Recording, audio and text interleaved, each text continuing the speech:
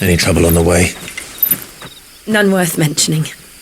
As I was telling Jill, it's worse than I thought. The capital's crawling with soldiers. And here I am, the deserter come home. Which is why we'll be taking the back door.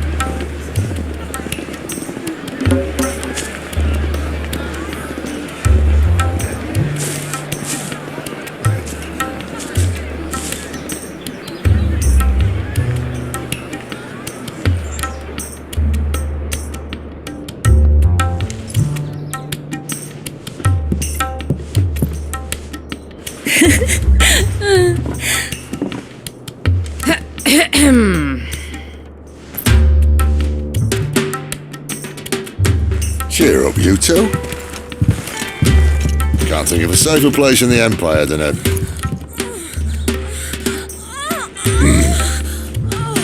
brothel. Really? Doesn't seem very private.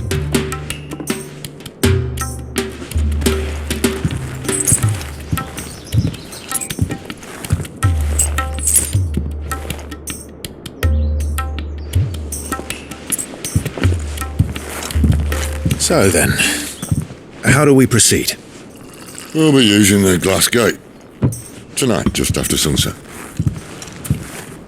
Where the shards are loaded for transport. That is one of the most heavily guarded points in all of Sambrec. But not the most, which is a start.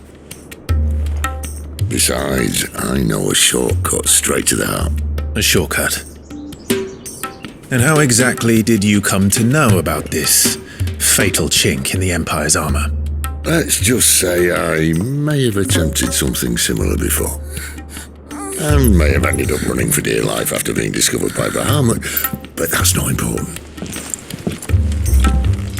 Sid, if the Mother Crystals truly are the cause of the Blight... If? You wound me, Jill.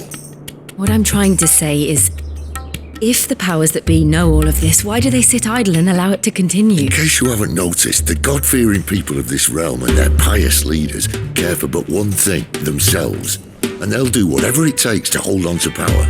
The rest of us are just a means to an end. The moment you raise your voice against them, you're decried as an outlaw, clapped in irons and slung in a cell to rot. An outlaw. Whoever controls the crystals controls the realm. But our kind can wield magic without them.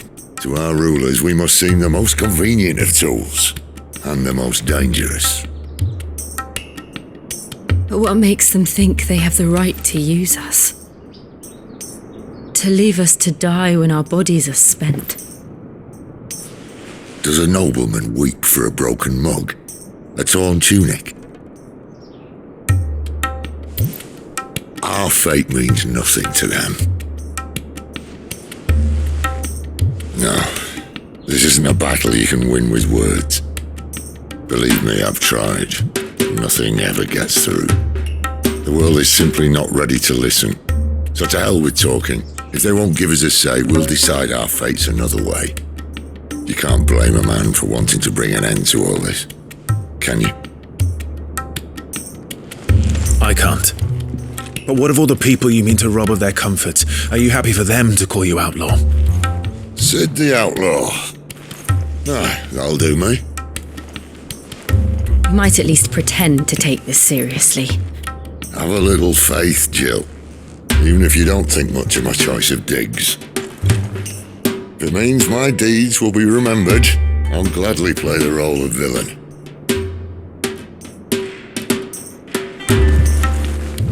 But first, we have a gate to crash. And once we're in, there'll be no turning back. So you best make ready. The world won't save itself.